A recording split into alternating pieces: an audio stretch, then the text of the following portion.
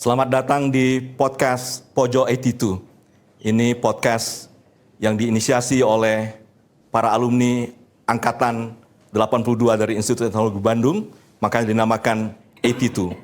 Podcast ini berlangsung di Cafe 82, juga cafe yang diprakarsai oleh Angkatan 82. Kalau hadirin bisa lihat, di sini di belakang ada gelas-gelas dengan logo podcast kita, Pojok 82. Jumlahnya ada 8, ada 2.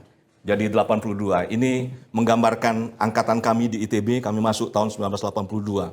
Jadi kami ini sekarang sudah berusia di atas kepala 6 semua.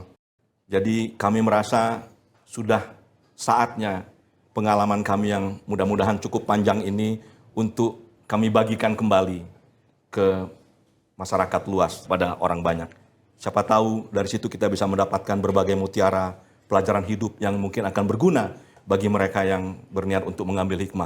Saya Arya Gunawan Ustis, sebagai host podcast kita ini. Saya dari jurusan kimia, dan pada edisi perdana ini kami akan menghadirkan narasumber. Dia adalah Bapak Irfan Setiaputra.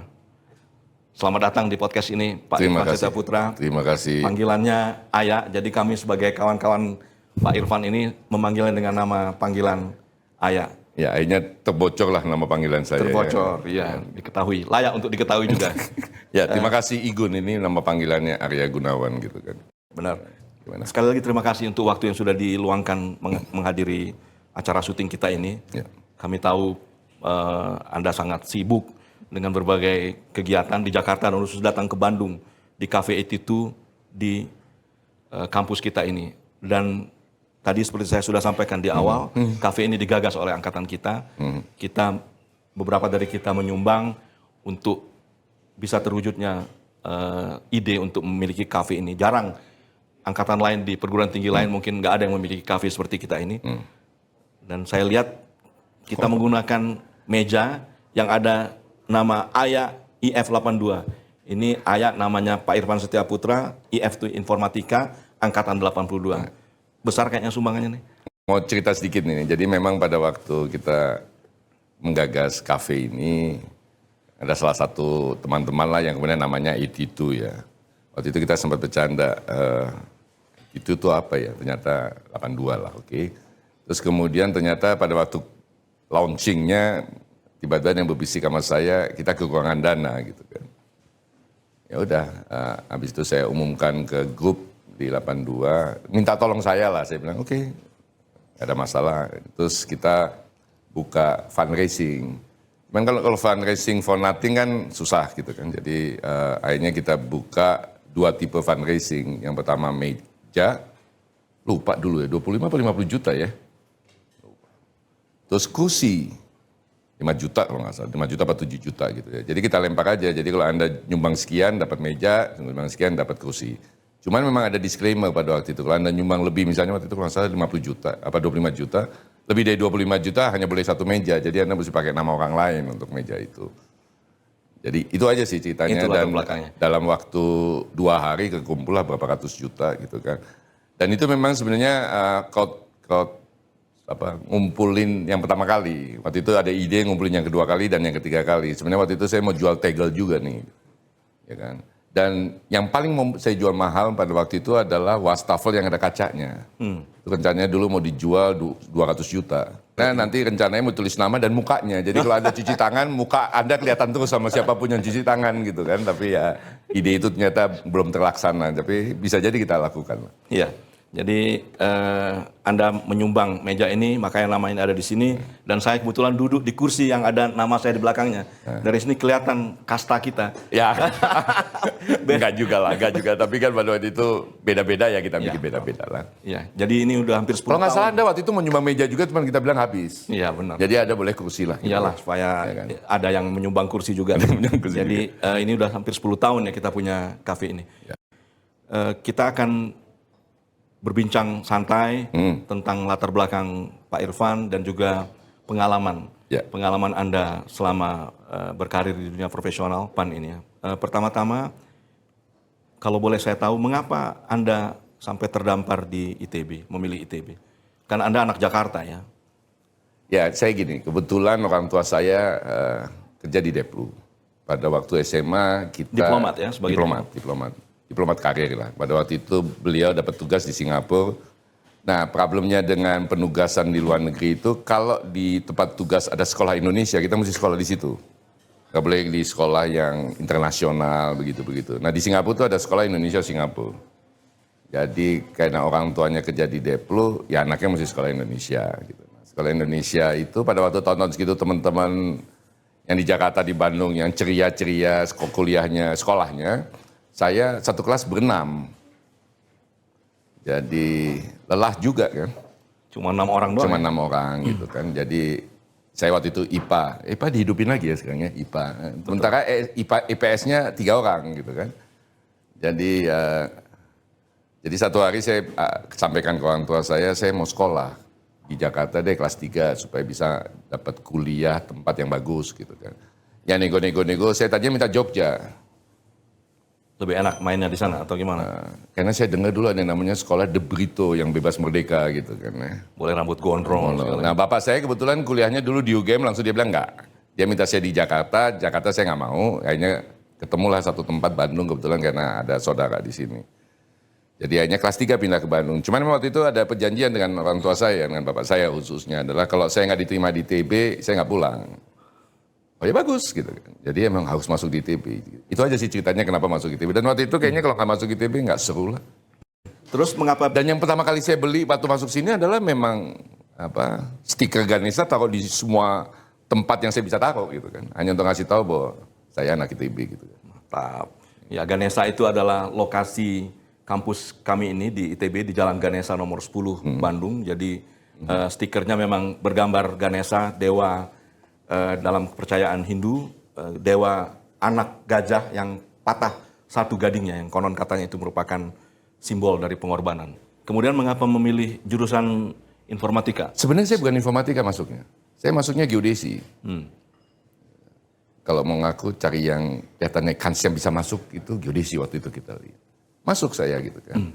Dan sebenarnya sangat serius saya di geodesi, sangat serius sampai beli banyak buku sampai nanti tingkat 5, banyak mempelajari gitu segala macam. Tiba-tiba terbukalah opsi untuk pindah jurusan yang namanya informatika. Informatika itu jurusan baru, komputer lah gitu. Ya waktu itu zaman itu kan kita juga nggak tahu komputer apa itu gitu ya, 82 gitu kan. Cuma dengar cerita-ceritanya aja gitu kan. Diajaklah sama teman saya mendaftar. Saya sebenarnya nggak mau, tapi karena ajakan teman saya dari dulu sangat terkenal lah kalau soal berteman nomor 1 lah gitu kan. Ya karena diajak ya udah saya ikutin. Ternyata setelah mendaftar itu kalau diterima nggak boleh nolak. Ya masuklah di informatika. Berat dong kuliahnya, salah satu jurusan yang terberat ini kan di zaman itu. Ya terberat dan terpilih. Jadi kalau saya ketemu sama banyak teman-teman yang lebih arogan dari saya, alumni itu saya cuma bilang, Anda lulusan mana? Saya informatika dulu atau kuliah tuh krem de la krem, yang paling atas gitu. Betul, itu dia. Untuk menunjukin aja gitu kan. Tapi ternyata memang ya disitulah ikutin jalan aja gitu kan. Dan kelas kita cukup kecil, waktu itu angkatan saya cuma 20 orang. Gitu kan. Apa yang paling diingat dari jurusan itu? Misalnya teman-temannya atau dosennya mungkin, atau pelajarannya yang Anda tidak suka mungkin? Ya jalan setahun di situ, saya kemudian merasa kayaknya nggak cocok. Jadi? Ya udah diterusin aja sampai lulus gitu. Dijabanin aja gitu ya? Nah salah satu bocoran yang saya mau sampaikan, IP saya nggak tinggi-tinggi amat lah gitu. Ini sih istri saya, kan istri saya dosen, profesor, kalau saya bilang IP saya nggak tinggi-tinggi amat, dia suka marah gitu kan. Tapi ya ternyata emang nggak tinggi-tinggi amat gitu. Yang kedua lama saya sekolah, 6,5 tahun gitu. Tapi kalau dianggap aib enggak, saya bangga kok 6,5 tahun gitu. Ada yang lebih lama. Walaupun kalau ditanya, lu goblok ya? Enggak, banyak main. Walaupun sebenarnya agak sedikit gitu ya. Tapi saya ingin selalu menyampaikan buat mereka teman-teman mahasiswa yang IP-nya di bawah 3 hari ini, gak usah khawatir kok. Ada yang di bawah 3 jadi dirut terus seperti saya gitu kan. udah terbukti. Gak usah khawatir gitu kan, gak usah khawatir. Tapi yang paling mencengangkan setelah bertahun-tahun lulus, saya kemudian baru ingat bahwa selama saya kuliah di informatika, bikin program komputer, ternyata nggak pernah selesai saya. Mungkin dosennya lelah, udahlah, mau kasih C gitu. Jadi setelah sekali bikin error gitu kan. Jadi memang ini banyak faktor keberuntungan kemudian bisa lulus gitu, karena tadi dosennya mungkin tidak terlalu. Enggak, lulus itu lagi. Kan bisa lulus A, bisa lulus C. Ini C sudah masuk lah. Saya sudah. Walaupun kalau banyak yang tahu, tingkat 1 saya cerdas sekali loh. IP saya sangat tinggi loh. Berapa waktu itu IP? 4,1 skala 5 gitu kan. Wah, termasuk calon kumlat tuh sebenarnya. Sebenarnya calon kumlat, kalau saya di geodesi mungkin kumlat gitu kan. Mungkin. Tapi setelah saya sadari bahwa ternyata mereka yang 4,5 tahun kuliah di ITB tahun-tahun segitu menurut saya bodoh. Bandung itu tempat yang paling menyenangkan untuk sekolah gitu. Ngapain cuma 4 tahun? Kalau bisa 6,5 tahun atau 8 tahun. Nikmatin terus nikmatin aja. Dan banyak teman. Dan ternyata itu menguntungkan saya pada waktu kerja gitu kan. Karena pertama waktu kerja nggak pernah ditanya IP. Tapi waktu kerja kita butuh kontak teman-teman kan. Ya kayak teman-teman 82. Dan karena saya 6,5 tahun ya saya kenal teman-teman 81, 85, 86. Banyak menguntungkan lah ketika kita berdeal bisnis atau kerjasama atau melakukan segala macam. Terus apa kegiatan lain yang tidak terlupakan selama berada di kampus ini? Banyak orang bilang katanya saya aktivis, sebenarnya nggak aktivis benar, cuma malas saja ke kelas. Jadi ngumpul di student center ini, ketemu banyak orang gitu kan. Dan ikut demo-demo? Walaupun enggak, saya nggak boleh ikut demo, nggak boleh ikut. Kelihatan soalnya, kelihatan gitu. Itu ada teman-teman di sini tuh hanya, lu nggak boleh ikut, di belakang aja lu gitu kan. Tapi lu yang lu rencanain, lu yang bikin ini gitu ya. Itu. Ini pemirsa semua, mengapa tadi Pak Irfan menyebutkan bahwa kalau dia demo itu dia yang paling kelihatan karena memang dia terlalu tinggi. Posturnya terlalu tinggi, menjulang itu sekitar 190 cm. Gitu kan. Jadi memang kalau melakukan kegiatan yang banyak orang bilang nakal-nakal, sebenarnya saya nggak pernah ikut. Kan tadi disebut istri guru besar di UI ya, berarti bukan lulusan ITB ya? Kayaknya nama saya nggak terlalu bagus di ITB pada waktu itu. Makanya sudah berniat untuk mencari jodoh dari lah, ketemunya di situ gitu.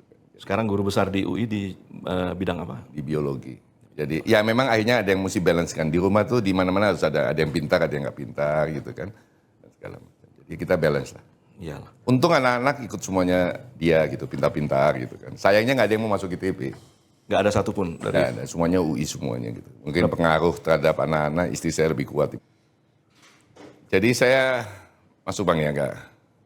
Dulu ada namanya ya seperti sekarang lah manajemen trainee, diajak sama senior masuk situ. Kebetulan mereka lagi ngembangin IT-nya, jadi saya masuk IT-nya. Gitu kan. Tapi memang pada waktu lulus, cita-cita saya masuk bekerja, jadi saya memutuskan nggak jadi pegawai negeri, itu satu. Saya memutuskan nggak jadi entrepreneur, karena nggak berani dan nggak mampu. Saya akhirnya dari awal memutuskan untuk jadi profesional aja. Tapi pada waktu saya memutuskan jadi profesional, di kepala saya memang cuma satu, isi kepala saya. Gitu. Saya mesti jadi orang nomor 1, jadi dirut gitu kan. Jadi ketika di Bank Niaga berjalan sekian lama, kok kayaknya bakal susah nih jadi dirut keluar. Sempat berapa tahun di Niaga? 6 tahunan lah. Dan itulah perjalanan saya keluar masuk. Jadi kalau sampai terakhir kemarin di Garuda, itu mungkin udah 10 perusahaan saya. Ya. Banyak yang bilang kutu loncat. Tapi dengan itu pengalaman juga jadi kaya raya. Itu pengalaman, tapi yang lebih menyenangkan banyak teman. Oh panjang dari Niaga ke IBM, dari IBM ke Lipo, dari Lipo ke Cisco, dari Cisco ke Inti, sampai lupa saya kemana aja. Di Cisco country director ya? Ya gitu. Nah itulah pertama kali saya mimpin satu perusahaan. Tapi sebelumnya di Lipo saya udah direktur, jadi saya direktur umur 36, dirut umur 38. Problemnya adalah setelah itu nggak bisa lagi pegang jabatan selain dirut. Iya, sudah terlalu tinggi ya. Jadi kalau tidak bukan tingginya sih, tapi nggak biasa aja kemudian disuruh-suruh kan. Anti disuruh ya. Paling ketemu komisaris sebulan sekali. Makanya kalau ada pertemuan komisaris lebih dari sebulan sekali mulai galau-galau kepala juga saya kan. Mestinya kan sebulan sekali gitu. Dari Cisco kemudian pindah ke Inti, jadi pindah dari Jakarta ke Bandung ya. Jakarta ke Bandung, habis itu balik lagi. Nah setelah dari Inti kemudian saya rubah karir semuanya masuk ke tambang. Batubara. Sempat berapa tahun tuh di pertambangan? 5-6 tahun. Baru kemudian ke Garuda. Enggak, jadi waktu itu saya udah memutuskan pensiun. Dari corporate jobs lah, berhentilah, capek lah gitu kan. Terus melakoni pekerjaan paling yang menyenangkan sampai hari ini yang jadi advisor. Di beberapa perusahaan? Di sekitar 4 perusahaan. Advisor itu kan pekerjaan yang paling menyenangkan. Menasehati tidak bertanggung jawab. Dibayar kan, menyenangkan. Kemudian dari beberapa pengalaman di beberapa perusahaan ini, pelajaran apa yang paling menarik bagi Anda? Dasarnya, ya. Saya pindah-pindah perusahaan, tapi juga pindah-pindah industri kan. Kayak waktu saya ke tambang nggak ngerti sama sekali saya tambang. Ya itu. Terus kemudian ke Garuda. Nah uniknya waktu di Garuda itu memang saya nggak pernah punya pengalaman aviasi sama sekali. Nah, ini nanti kita akan masuk lebih Jadi spesifik kalau lagi ditanya ke- tadi pelajaran berharga, artinya kalau Anda udah menjadi top management, sebenarnya yang dibutuhkan bukan punya pengalaman industri itu, tapi kecepatan Anda memahami fundamental industri.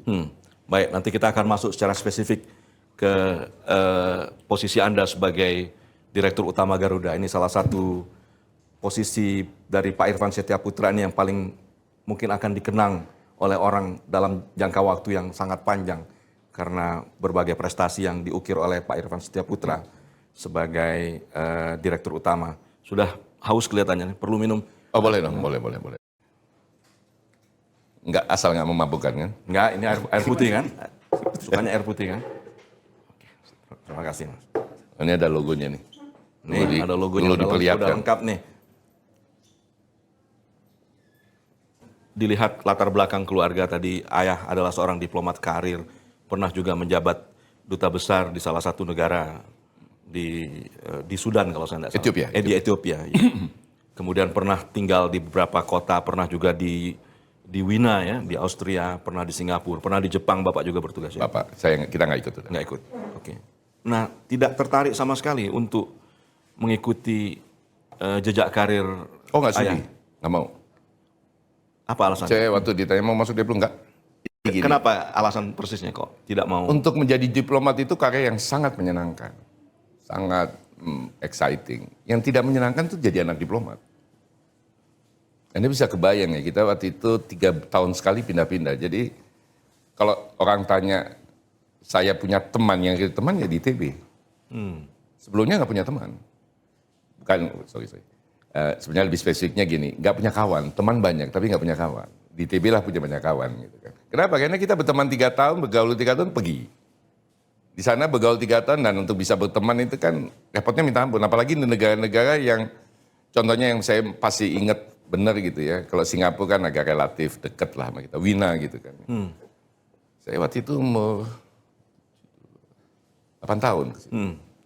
Semua orang bilang Vietnam kamu. Melihat Vietnam. Vietnam, waktu itu kan lagi perang Vietnam gitu kan. Oke. Mungkin dia lihat lecek gitu lah, kecil lecek gitu kan ya. Muka nggak jelas gini, jalan-jalan ketawa-ketawa gitu kan. Vietnam. Yang kedua memang pada waktu itu situasi di sana agak sedikit rasis ya. Jadi salah satu yang saya mau cerita itu adalah, saya tuh kalau pulang sekolah, itu jalan dari sekolah ke rumah itu ada satu toko kue. Jadi saya selalu bilang sama ibu saya minta 1 shilling karena Waktu itu mata uangnya masih shilling ya? Mata uangnya belum euro, masih shilling ya. Itu bisa beli roti pretzel. Pretzel, tapi gede gitu kan. Yang dilumuri coklat, saya penggemar coklat gitu. Jadi setiap kali pulang saya datang ke situ, beli, terus pulang. Sambil jalan, sambil pulang makan, sampai rumah habis lah gitu. Pokoknya pas kali kan. Berjalan berapa waktu, cukup lama, tiba-tiba satu hari kita lagi perjalanan kemana-mana, keliling sekeluarga, pergi kemana gitu, saya lupa. Terus begitu mau dekat rumah, saya bilang bisa nggak berhenti toko itu? Aku mau beli roti pretzel. Ya 1 shilling, ya udah bapak saya yang nyetir berhenti gitu segala macam. Tiba-tiba berapa saat bapak saya naik, turun dari mobil dan masuk ke toko marah-marah. Karena dia melihat saya tuh di luar toko. Jadi waktu mau beli tuh di luar toko, nggak masuk. Tidak boleh masuk sama pemilik toko. Ya di luar lah. Ya. Yang pada waktu mus gitu ya santai aja, suruh di luar gitu kan. Bapak saya sampai tanya, kenapa kamu di luar nggak masuk?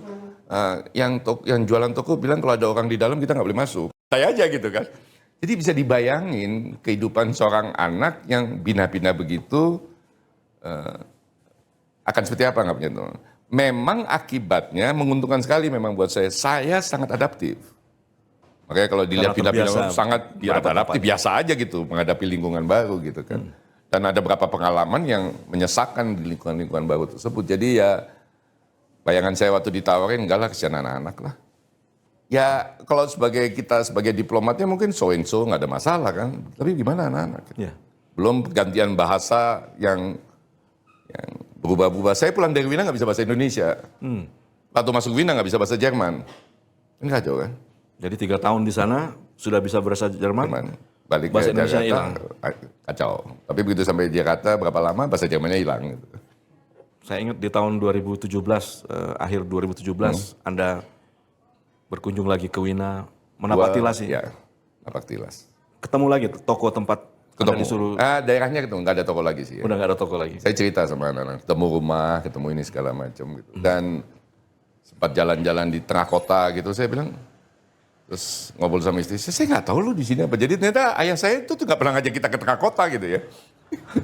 Ya mungkin karena waktu itu terbatas lah semuanya. Sekarang kita masuk ke pengalaman Anda sebagai Direktur Utama Garuda. Udah. Tadi seperti yang saya katakan, jejak karir Anda akan tercatat dalam tinta emas di perusahaan tersebut dan orang akan mengenal Anda sebagai orang yang memberikan kontribusi, sumbangsi yang sangat besar untuk memajukan, bahkan memperbaiki Garuda. Bisa diceritakan mengapa Anda sampai duduk di situ, Anda dituju? Ya jadi ada beberapa pembicaraan yang kemudian teman-teman yang di pemerintahan termasuk dalam ini Pak Pram angkatan kita waktu itu Sekap itu memanggil saya gitu kan. Terus kemudian meminta setelah berdiskusi dengan pihak terkait itu minta saya memegang salah satu BUMN. Bukan Garuda ya, bukan Garuda. Karena kalau Garuda jawaban saya enggaknya sangat tegas. Jadi tadinya bukan Garuda? Bukan Garuda, bukan Garuda. Dan jadi, belum pernah Anda ungkapkan sama sekali ini? Ya nggak perlu lah saya ungkapkan. Okay. Itu pun saya tolak gitu. Karena saya bilang saya nggak mau lagi lah pegang BUMN, capek gitu. Lagi pula saya kan sudah memutuskan untuk berhenti corporate job ya kan. Walaupun saya dengan beberapa teman-teman akhirnya kita membuka dan membuat perusahaan IoT startup kecil-kecilan lah gitu kan. Tapi memang setelah saya pikir-pikir ini teman-teman yang ngajak dan filosofi saya soal pertemanan ini penting ya saya bilang ya sudah. Akhirnya setelah istihoroh dan segala macam saya bilang oke, saya bantu. Saya mau ikut, saya mau lah. Kalau posisi yang itu saya mau gitu kan. Nah itu butuh waktu hampir sebulan lebih gitu kan.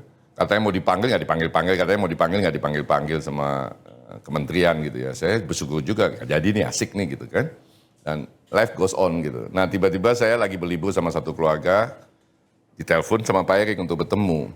Langsung Pak Erik yang nelpon ya? Telepon Pak Erik, Pak Menteri waktu itu untuk bertemu gitu. Saya bilang, waduh Pak saya lagi ada di luar negeri. Gitu. Oh ya udah nanti kalau udah balik, terus kita sepakat satu tanggal, akhirnya saya ketemu. Di dalam pembicaraan saya dengan beliau yang mengajak bergabung itu di kepala saya masih perusahaan itu yang ditawarin. Jadi dan saya masih coba berusaha menolak lah. Gitu. Siapa tahu Pak Erik, oh ternyata ini orang oke lah gitu kan. Tapi setelah berapa kali bicara ya beliau menyatakan tolong saya dibantu ya. Saya bilang at the end of the day Pak, Bapak Menteri saya ini kayak jelata. Orang saya ketemu Bapaknya ini satu kampung tahu semua Pak. Jadi waktu saya masuk mobil ditepokin semuanya. Nanti boleh foto-foto Pak supaya ngasih tahu teman-teman dan keluarga bahwa memang saya dipanggil Menteri gitu kan. Dia bilang Pak Ivan bercanda, kan serius gitu loh. Semuanya menunggu lah gitu. Oh ya kalau Pak Ivan terima kasih Presiden bantu. Jadi nanti Pak Ivan di Garuda ya. Disitulah kesalahan terbesar saya gitu kan. Kesalahan yang harus saya nikmati lah setelah berapa tahun. Kenapa? Karena mestinya saya tanya waktu beliau nanya pertama kali untuk yang itu Pak. Gitu kan. Spesifik harusnya disebut. Mestinya udah nanya gitu. Ternyata saya asumsi. Dan begitu disebut Garuda disaster buat saya dan itu mulai di situ. Walaupun saya tanya bukan yang itu Pak. Yang itu kegampangan. Oh sempat menanyakan itu tapi kemudian ya, kegampangan gitu kan. Dan karena saya sudah bilang bantu, dia sebutin satu perusahaan, ya saya nggak bisa tarik kata-kata saya. Integritas buat saya nomor satu gitu kan. Ya habis itu saya telepon keluarga, saya telepon teman, semuanya hahaha gitu semua kan. Jadi ya, akhirnya Garuda gitu. Diiakan kemudian ya, diiakan itu ya harus saya iakan. Bulan Januari, bulan Februari 2020. Januari, awal Januari, habis itu kemudian diketok palunya di tanggal 20 Januari. 20 Januari. 2020. Jadi di root sebuah perusahaan penerbangan. Yang nggak pernah saya pegang sama sekali perusahaan. Saya nggak pernah kerja di aviasi sebelumnya. Tidak punya latar belakang pengalaman sama sekali untuk mengurusi bidang aviasi. Dan lebih dari itu, habis 2 bulan sesudah itu, 2 Maret, COVID muncul. Disasternya double. Apa yang Anda lakukan? Gini, ketika pertama ditunjuk itu, apa yang sudah terbayang oleh Anda untuk membenahi Garuda ini? Sudah dikasih amanah sama Pak Erick Thohir sebagai menteri, Anda menerima, sudah menyusun perencanaan yang matang sebetulnya dalam tempo mungkin sekian minggu ke depan itu, dan Apa yang sudah terbayang oleh Anda untuk? Jadi? Saya baca aja juga enggak apa. Saya nggak mau terpengaruh gitu loh. Oke. Saya nggak mau terpengaruh. Yang kedua saya juga nggak nanya-nanya. Lagi pula jangan-jangan nggak jadi kan, malu juga nanya-nanya gitu kan, ngomong-ngomong banget lu kan. Karena kan di Republik ini apapun bisa kejadian. Dari gitu awal kan. Januari sampai tadi penunjukan yang resmi. Sampai diketok palu 20 ya Januari. ya lihat-lihat, tanya-tanya. Itu makin deg-degan gitu kan. Terus kemudian muncullah banyak berita di media sosial kan. Waduh gitu aja kan. Makin aduh ini salah nih gitu kan ya.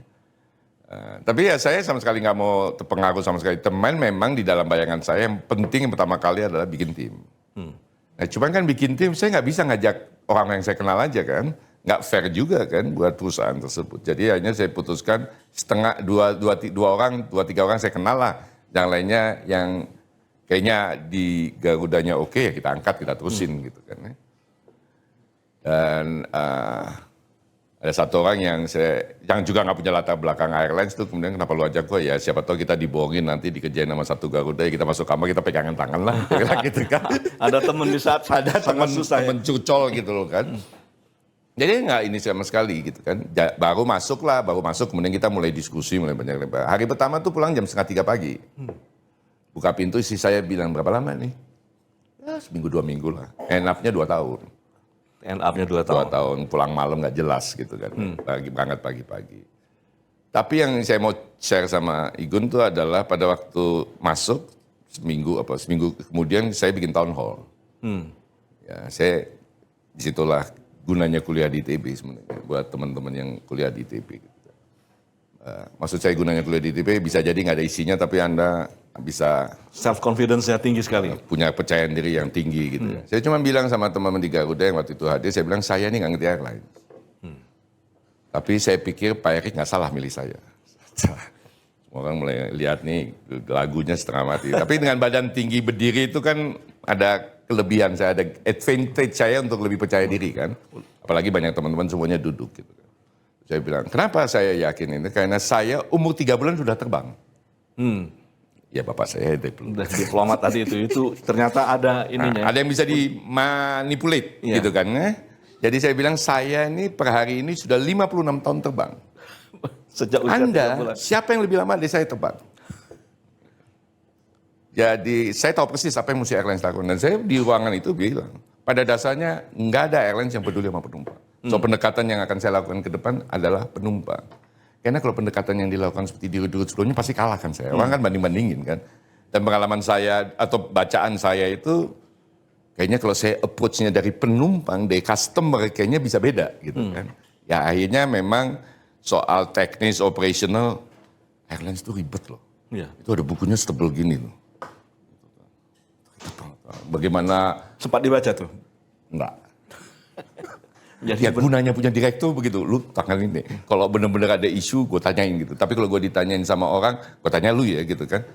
Nah itu ada satu kejadian yang menarik yang saya berapa kali bicara. Itu setelah jalan berapa minggu, tiba-tiba ada salah satu dirut BUMN telepon saya, dia bilang, Van bisa minta tolong nggak? Jangan delaynya kelamaan, saya mesti begini. Kita lagi rapat direksi gitu kan. Dan saya tanya sama teman-teman direksi, kalau ada pesawat delay itu apa sih yang ada di pikiran teman-teman di Garuda nih? Satu ngomong begini, orang Garuda dari dalam, 2, 3, begitu keempat ngomong belum selesai udah saya gebrak meja. Bangke 2 orang semua. Lu berempat nggak ada satu pun yang consider penumpang. nggak ada terlihat sama sekali. Dia bilang, ini Pak, ini kalau kita begini, yang kita lakukan dari segi engineering ini begini, dari segi operation ini begini, dari segi ini. Nggak, dia bilang, gila lu. Nggak ada satupun lu yang peduli sama penumpang. Nggak ada yang mikirin penumpang lah. Delay itu, ya istilahnya ya lu telan aja gitu loh. Suka nggak suka lu, lu ikutin aja. Gue nggak perlu peduli sama lu. Kita nggak ada yang peduli bahwa kemudian 2 jam itu signifikan, misalnya orang itu mesti nengokin ibunya di rumah sakit gitu kan. Di ICU setelah 2 jam delay nyampe ibunya meninggal. Nggak ada yang peduli kita. Sementara saya bilang, ketika kita bikin jadwal penerbangan kita jual, itu kita berjanji loh. Itu sebuah komitmen sebenarnya. Itu sebuah janji gitu kan. Bahwa Anda ke Surabaya jam 2 siang, itu janji kita. Kalau kemudian Anda jam 2 siang nggak bisa terbang, you need to explain gitu kan. Terus punya solusi yang lebih cepat. Ya akhirnya saya memang terus-menerus melakukan pendekatan Jadi itu. dari awal memang sudah melihat itu core problemnya di situ ya. Karena airlines ternyata nggak peduli. Fokus yang tadinya seperti terabaikan, customer seperti terabaikan oleh Garuda, sekarang dibalik. Justru customer ini sebagai core dari bisnis ini. Salah satu yang saya tanya adalah teman-teman Garuda. Lu pernah merasakan jadi penumpang nggak? Lupa kita sering terbang. Iya, lu terbang naik Garuda. Lu merasa bagi penumpang nggak? Enggak kan? Kenapa dia? Kayaknya dia orang Garuda kan? Dia orang Garuda, dia punya orang dalam, dikasih tau, bro ini agak delay 2 jam gitu. Ya, tetap aja di rumah gitu kan? Ya, tapi kan nggak kasih tahu kan? Ya kan? Terus Anda bisa pilih tempat duduk. Kalau misalnya ada apa-apa, pasti ditangani sama teman-teman Anda kan? Anda nggak penumpang, Anda orang Garuda yang terbang sama Mereka Garuda. punya Kan? semua privilege itu ya. Gua ini penumpang gitu loh. Terabaikan, delay, ditanya, sabarlah Pak gitu kan? Belum kalau di dalam pesawat, duduk di ekonomi. Saya juga duduk di ekonomi bukan ini. Ketika ini, kalau di dalam pesawat duduk di ekonomi, saya mengusahakan sedemikian rupa saya duduk di gang di emergency. Tapi harus karena kaki panjang. Karena kaki problem kan. Ya, kalau teman-teman itu bilang ya memang susah punya tinggi badan tapi miskin. Gitu. Nggak ada yang gitu kan.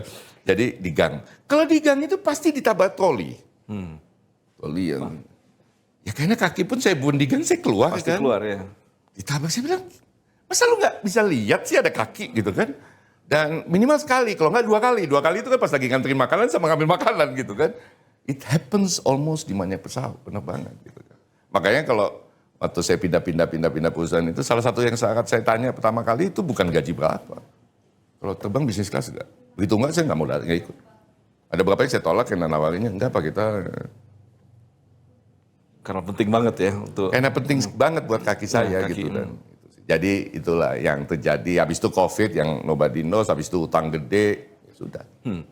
Jadi ketika mengalihkan fokus tadi itu, apa langkah konkret yang kemudian Anda lakukan? Saya dengar juga waktu itu dari awal juga sudah men-share, memberikan nomor HP supaya diketahui oleh publik luas. Ya memang... Itu salah satu caranya gitu. Ya kembali lagi, saya orang yang nggak cerdas-cerdas amat dan nggak bisa menstruktur untuk mencoba menurunkan pendekatan ke penumpang dalam bentuk seperti apa. Ya ini yang saya lakukan adalah memang ya give example gitu kan.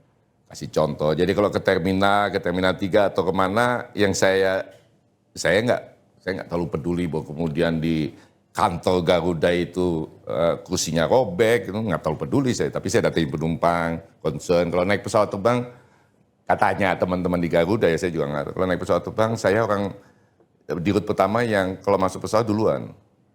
Maksudnya? Di rute sebelumnya kalau udah semuanya masuk Pak, baru masuk. Oh, dan saya penumpang terakhir. Kalau dulu di rute Garuda duluan keluarnya. Ya kenapa saya gitu? Karena kan kita mesti grid. Kalau ada kesempatan grid. Jangan sampai kita masuk tuh satu pesawat tepokin tangan karena di rute Garuda yang bikin penerbangan delay kan. Selamat datang Pak, selamat datang Bu, gitu kan.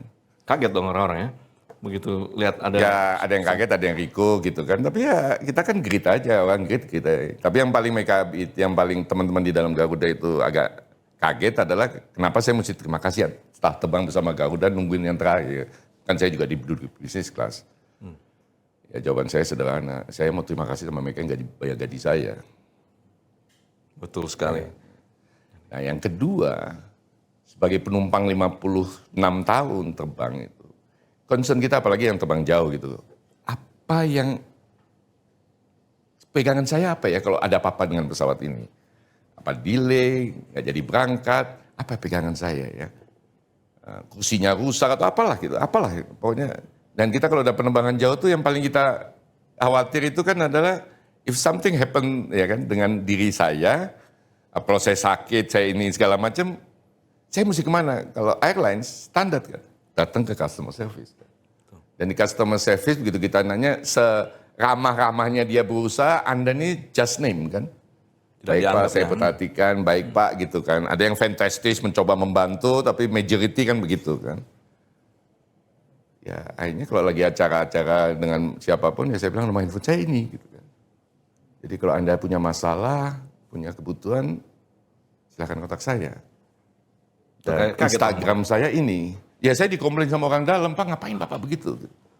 Ya, saya cuma bilang ya Anda nggak pernah terbiasa handle penumpang, handle consumer, customer gitu. Saya udah puluhan tahun handle customer.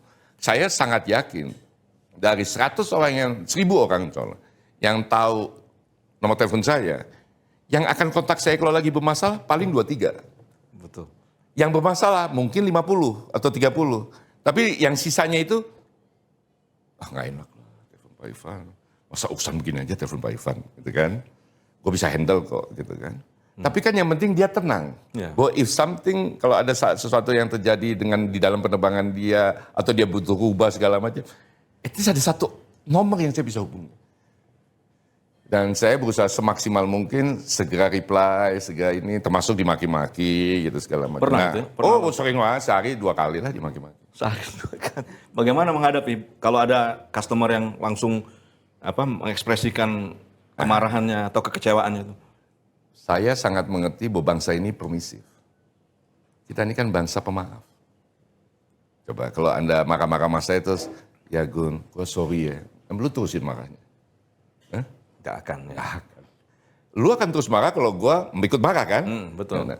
Ya selalu mohon maaf Pak atas ketidaknyamanan. Apa yang saya bisa bantu gitu kan? Ada beberapa kasus yang menurut kita kritikal. Ya saya kirim tim ke rumahnya. Kita bukan kirim bunga, bukan kirim makanan. Pak mohon Bu, mohon maaf sebagai saya diperintahkan Pak Dirut untuk mengkompensasi ketidaknyamanan Bapak Ibu, kita kasih platinum card. Disambut dengan dibungkus yang rapi. Dengan sukacita. Kalau punya disambut. anak kecil kita kasih pesawat-pesawatan gitu kan. Ya bangsa kita enak kok, saya bilang enak kok. Sangat permisif. Beberapa kali kejadian-kejadian yang ternyata ditangani dengan begitu, maksudnya itu tak terselesaikan, tidak. Ya sudah kejadian, tetapi minimal termaafkan. Dan mayoritas yang saya amati, penumpang loyal Garuda, itu adalah yang komplain. Pak Irfan ini tadi sudah seperti saya sampaikan di awal, duduk di kursi dirut utama Garuda ini ketika situasi dunia sedang sangat tidak baik, yaitu dilanda oleh pandemi COVID-19. Jadi persis 1,5 bulan barangkali sesudah Pak Irfan menjabat sebagai direktur utama, COVID merebak. Dan tadi Pak Irfan sudah menyinggung sedikit, itu juga adalah tantangan yang terberat. Sebenarnya gini, yang pertama kita terkaget-kaget, habis terkaget-kaget. Karena sehari itu biasanya kita nebangin 300 penerbangan. Tiba-tiba jadi 3. 1/100-nya. 100. Tiba-tiba semua orang nggak terbang, tapi kan akibatnya juga tidak ada pekerjaan. Terus kemudian COVID. Tapi memang bukan keberuntungan apa segala macam. Tapi memang pada waktu itu soal perusahaan buat saya nomor 2. Yang penting saya sampaikan sama teman-teman, yang penting kita pastikan seluruh karyawan kita dalam kondisi kita bisa jaga gitu kan. Jadi penanganan COVID kita utamakan dulu. Gitu kan. Itu dulu. Yang kedua memang kita coba cari tahu nih bagaimana caranya. Karena yang bikin kita deg-degan atau kaget-kaget itu pada waktu kita belum tahu cara menanganinya, tiba-tiba kita mendengar airlines ini bangkrut, airlines ini bangkrut. Ya kan. Saya terbuka di beberapa event terpisah, saya orang yang pertama yang sebenarnya mengusulkan Garuda itu dibangkrutkan. Karena apa? Sudah berat sekali beban keuangannya atau? Pertama itu, dan kita kan nggak tahu nih, kan kita bisa membayangkan kan ini setiap bulan ini minusnya berapa. Dan makin buruk kan. Isian penerbangan makin berkurang, isian juga makin sedikit.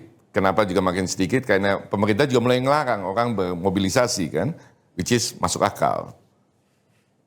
Tetapi di sisi yang lain, airlines bangkrut hidup lagi itu biasa. Japan Airlines pernah terjadi, Malaysian Airlines pernah terjadi. Jadi perusahaannya dibangkrutkan, brandnya bertahan. Jadi saya datang ke Pak Erik, Pak Menteri, saya bilang, Pak saya usul kita bangkrutkan aja Pak. Kaget. Jadi kaget juga. Tapi saya cerita, ini biasa gini, di airlines bukan sesuatu yang haram dan tidak pernah kejadian. Baik saya diskusi sama teman-teman ini segala macam. Jadi waktu itu saya bilang, Pak, kita bangkrutkan.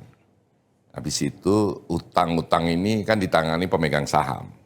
Terserah pemegang saham lain bilang. Habis itu kita buka lagi airlines baru.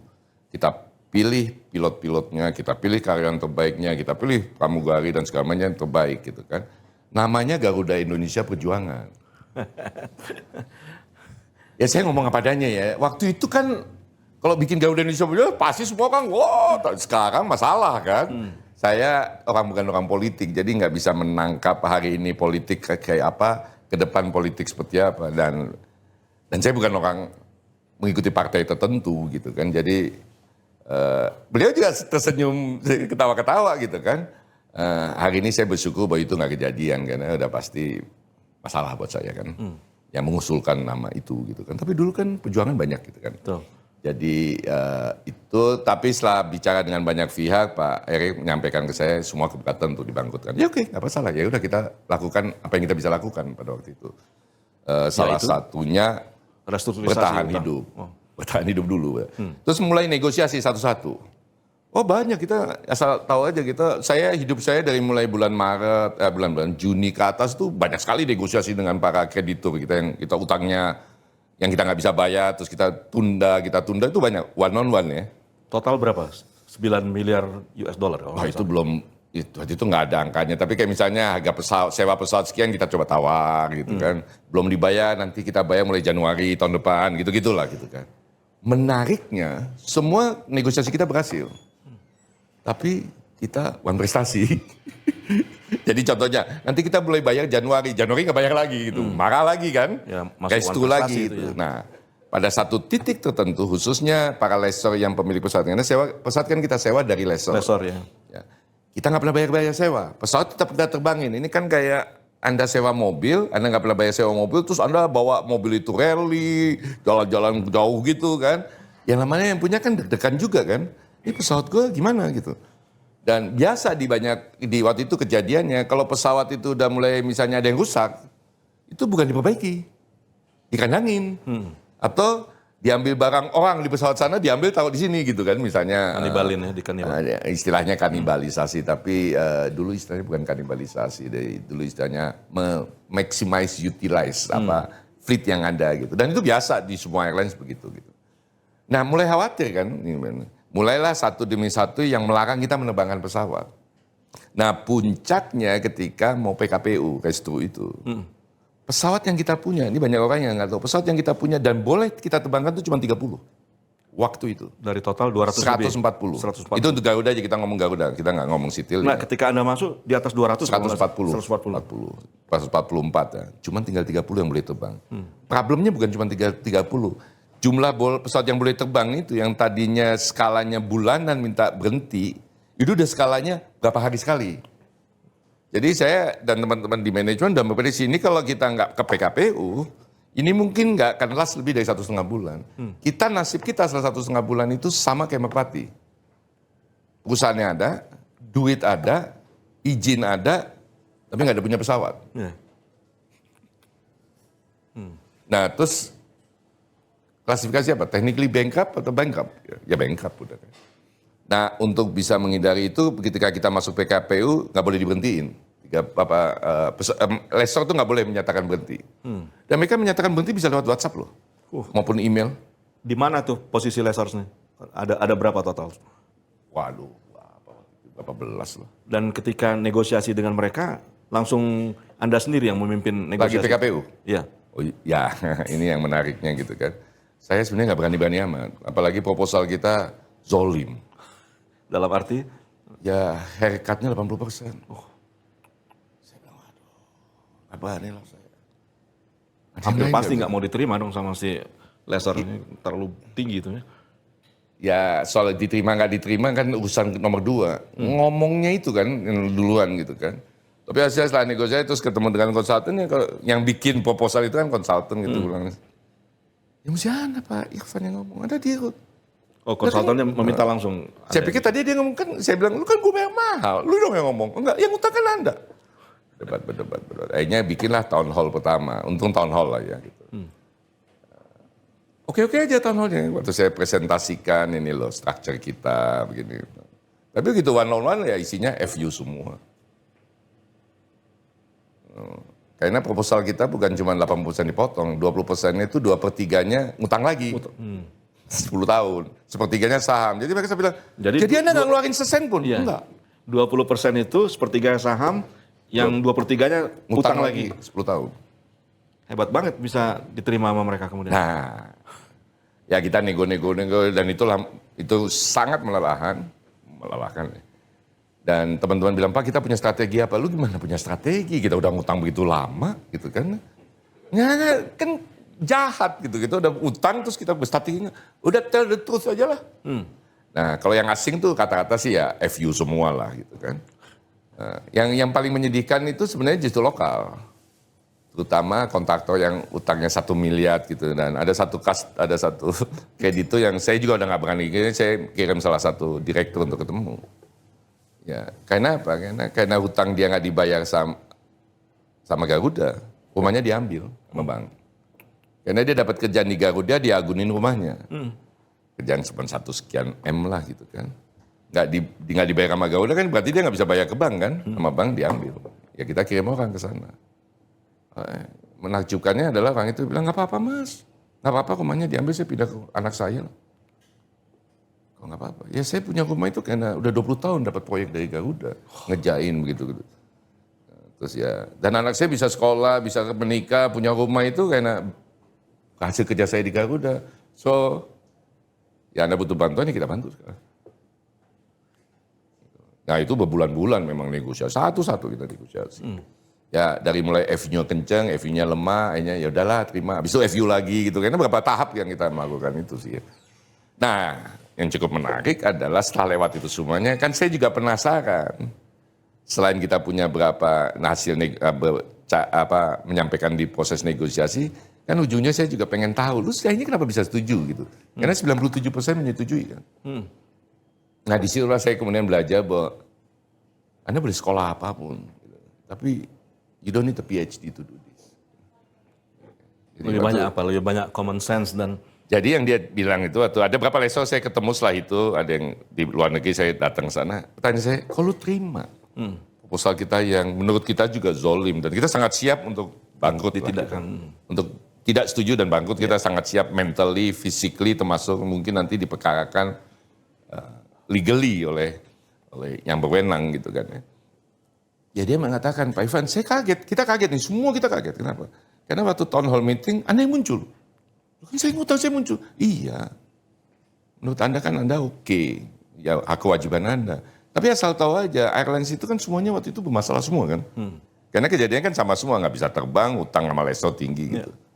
Tapi nggak ada yang kayak Garuda yang CEO-nya muncul. Yang lain tuh biasanya kirim lawyer, CFO-nya, ya kan, untuk negosiasi begitu. Anda maju gitu juga sempat kata-katakan, ini CEO-nya Garuda ini brave atau goblok gitu kan, dia bilang berani maju gitu kan. Ya saya cuma bilang aja dulu, sebenarnya gue juga nggak berani gitu kan, tapi nggak punya pilihan pada waktu. Terus, nah yang kedua yang menarik, pada waktu Anda ngumpulin kalimat yang Anda pakai pertama kali, Anda minta maaf. Bahwa kita harus berhadapan dengan situasi ini, wah kita kagum sekali lah gitu. Jadi pada dasarnya, pada waktu kita nego-nego ini, kita juga di internal juga udah tahu, we will accept your proposal. Cuman dia mau coba naikin, coba nego-nego macam-macam. Tapi basically kalau kita masih mau terus dengan Garuda, ya kita mau accept gitu kan. Nah kalau itu kelihatannya menurut saya ya, mungkin dia agak ketipu. Karena apa? Karena meminta maaf di percakapan bahasa Indonesia itu kan cuma imbuhan awal dari sebuah kalimat. Pak Igun, saya minta maaf ya. Saya kan nggak tulus, saya nggak maksud minta maaf, saya cuma, ya sama kayak kita di kantor-kantor di banyak itu, Pak Igun saya izin mau bicara gitu kan. Anda bisa ngomong enggak? Anda izinkan nggak izinkan, saya ngomong terus kan. Saya minta maaf Pak Igun, nih saya mau nyampaikan ini, padahal cuma mau ngomong sesuatu yang biasa-biasa aja, ngapain sih lu minta maaf gitu kan. Tapi mereka ngeliatnya berbeda. Jadi memang bahasa Indonesia tuh menarik, bangsa kita tuh menarik. Cuman suka nggak kita capitalize saja kelebihan-kelebihan yang kita miliki. Tapi gitu memang harus diakui lah, pendekatan yang Anda lakukan kan ternyata berbuah benar. Dan itu sesuatu yang sangat berbeda dilihat oleh pihak lain kan. Dan selama ini berarti tidak pernah dilakukan oleh para pendahulu Anda. Nah kalau negosiasi itu kan saya ngikutin hampir majority negosiasi. Kalau udah mulai meningkat gitu, udah mulai kelihatannya ada deadlock gitu. Sebelum deadlock ketemu terus maki-makian, saya bilang, let's have a break. Dan disitulah gunanya perokok gitu. Terus kita bilang keluar sebentar yuk kita ngerokok berdua. Terus saya ajak teman. Jadi majority kreditur itu saat ini teman saya. Jadi pada saat break itu cair semua itu ya? Ya kita coba ngajak ahli berteman. hisab. Jadi ketika ngotot-ngotot itu kan kalau kita kan susah berteman, susah ribut sama teman kan. Tuh. Kita bukan satu pihak lagi, tapi ini teman saya gitu kan. Ya, let's find solusi daripada diskusi kita ini. Yang salah satu menarik adalah, jadi waktu saya berhenti dari Garuda, salah satu yang ngajak makan saya adalah lessor. Dan mengucapkan terima kasih, terus ngasih hadiah. Saya kaget juga gitu. Ngasih hadiahnya lebih cepat daripada orang dalam Garuda daripada saya. Bukan curcol ya. Ngasih hadiahnya dan menurut saya agak kaget-kaget saya. Dia ngasih bolpen. Dan itu karena saya udah berhenti kan bukan gratifikasi kan. lagi ya. Tapi itu special edition. Waduh saya udah wah. Terus tanpa sepengetahuan dia waktu dia ngobrol-ngobrol saya buka. Saya cari di bolpennya ada tulisan Irfan Setiaputra nggak. Ternyata ada, agak lemes juga gitu saya. Karena kalau nggak ada tulisan kan bisa saya jual. Kalau saya nggak pernah bawa bolpen kok gitu kan. Udah diniatin tuh. Udah diniatin menjual gitu kan. Special edition ada Ferrari apa-apa gitu kan. Jadi sekarang disimpan lah sebagai... Simpan. Tapi yang menakjubkan kan adalah dia utangnya kita potong 80%, sisanya kita perpanjang. Kok mau masih berteman gitu. Ya, itu tadi Dan mungkin berterima kasih. Ya pendekatan yang Anda lakukan itu berbeda mungkin ya. Mungkin seperti ini thinking out of the box ya. Jadi di luar pendekatan manajemen biasa barangkali. Pertama tadi itu Anda mengalihkan fokus ke customer. Jadi Anda turun langsung berjumpa dengan customer yang selama ini seperti tidak dipedulikan oleh manajemen, terutama pada saat mereka sedang menghadapi situasi yang tidak mengenakan ya. Dan kedua, Anda juga bersedia pasang badan ketika harus berhadapan dengan jadi customer yang kita anggap sebagai lapisan bawah. Kemudian di sini ada lessor yang tinggi. Ini Anda turun tangan kedua-duanya. Ya, tapi kan begini, perusahaan ini dapat duit dari mana? Garuda itu dapat duit dari mana? Di pemerintah kan mestinya enggak, mestinya kan dari penumpang. Penumpang itu siapa? Customer kan? Jadi penting buat saya menunjukkan juga kepada teman-teman bahwa itu didahulukan. Jadi di banyak cases di mana penumpang nggak dapat tempat duduk dan penumpang kontak saya atau teman-teman kontak saya bilang, Pak ini ada waiting list sekian penumpang pulang liburan nggak bisa dapat tempat duduk di Garuda, gimana Pak? Pertanyaan saya, ada orang Garuda nggak di pesawat? Ada, turunin. Turunin, gue nggak peduli. Turunin, kalau mereka keberatan suruh ngadep gue. Dan terjadi itu ya? Terjadi. Turunin. Nah selama ini dulu justru orang Garuda duluan. Ya. Penumpang tak dulu, ini kan pesawat gua. Pesawat lu dari mana? Gitu. Lu kan nggak bayar, gua bayar. Ya berarti benar-benar Anda membalikkan paradigma itu gitu. Jadi itu mungkin yang dihargai orang, customer Yang maupun... nggak dihargai juga, dimarahin orang. Orang dalam mau marah-marah juga sama saya gitu. Tapi poin saya adalah, lu mau marah, lu nggak mau marah, nggak urusan gua gitu. Ini perusahaan hanya bisa tumbuh, berkembang karena penumpang yang continuously naik. Gitu. Sekarang saya tanya sama teman-teman, sama Anda juga. Kalau punya problemnya dengan airlines itu adalah ini being commoditized. Jadi industri ini melakukan kesalahan fatal berapa puluh tahun yang lalu di Asia Pasifik ketika misalnya AirAsia muncul, Lion Air muncul. Namanya full service airlines kayak Garuda, Malaysian Airlines, Singapore Airlines, dan yang lain-lain itu coba ngikutin kan. Dan ketika ngikutin caranya LCC bermain, itu sama aja kita mengkomoditisasi produk kita. Itu kan di buku manajemen bab 1 kan ditulis, jangan sekali-sekali mengkomoditisasi produk Anda. Kenapa? Karena begitu produk itu terkomoditisasi, orang yang lihat kan harga tinggal. Sekarang coba tanya teman-teman semua di sini, kalau mau terbang mau kemana? Ke Singapura. Pertanyaan pertama, yang murah mana? Saya mulai nih sekarang pensiunan soalnya mulai, yang murah mana gitu kan. Ya wajar karena industri melakukan itu. Persoalannya adalah gimana kita membuat orang nggak mau mikirin yang murah yang mana. Tapi memang nggak semua orang, tetapi at least orang-orang tertentu yang sebelum memesan udah bilang harus naik Garuda. Gitu. Ya, itu segmen yang harus dipertahankan. Tapi kan memang tidak terhindarkan juga. LCC low cost carrier ini kan tetap bertumbuh. Bahkan perusahaan besar seperti Singapore Airlines sekarang punya Scoot yang ya kita juga punya Citylink. Ya makanya artinya tidak terhindarkan gitu. Dan justru di satu pihak juga dia bagus kan menjadi revolusi gitu. Nah ini kan berarti kan ada market berbeda. Jadi ini ada market yang Kalau saya nggak mau bilang murah, tapi market yang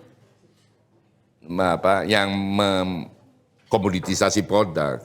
Tapi kan ada market yang nggak mau juga. Dan ini yang kita harus garap. dipertahankan. Ya. Ini yang mesti kita dengan value proposition apa, dengan kita perhatian kepada penumpang, dengan perhatian kita terhadap makanan dan segala macam. Contohnya, setelah baru tahun lalu lah, awal tahun lalu 2024 sebelum saya mundur itu, kita baru menemukan ternyata penerbangan Jakarta-Semarang, Semarang-Jakarta. Airlines Garuda yang dibilang Indonesian Airlines, makanannya roti isi keju. Kita juga baru sadar. Ya, saya kebetulan mengangkat satu orang kepala cabang dari Papua menjadi head dari in-flight service. Dia bilang, Pak, kita mau ganti itu, Pak. Jakarta Semarang, snack kan cuma nggak dikasih makan, dikasih snack. Itu roti sama keju gitu kan. Jadi yang naik pesawat kita Belanda-Belanda semua kan berarti kan. Jadi kita ganti sama Batagor.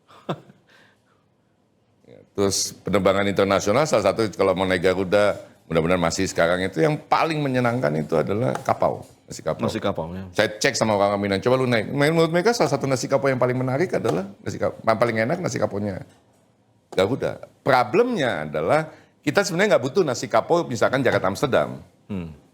Yang kita butuh nasi kapau adalah setelah bepergian di Eropa, Amsterdam, Jakarta, betul. gitu kan. Kelihatannya sudah bisa ditangani. Nah persoalannya di Amsterdam itu susah dapat sayuran tertentu.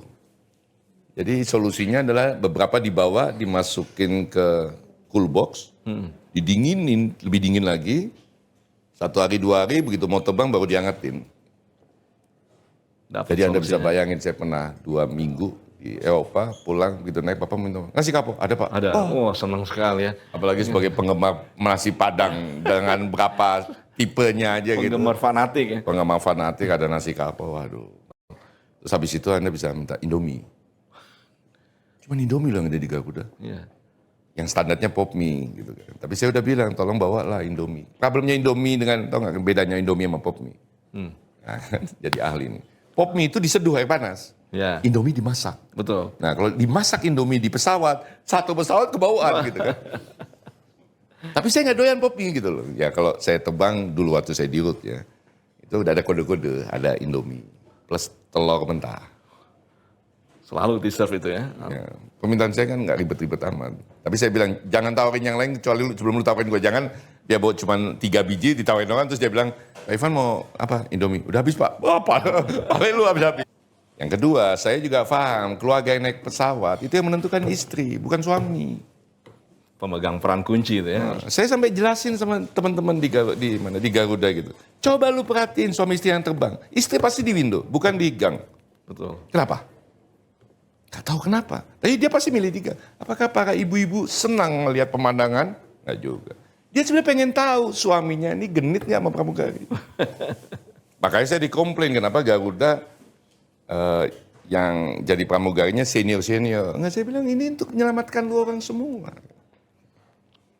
Jadi understand behavior juga para penumpang kita juga mesti paham gitu kan. Sense.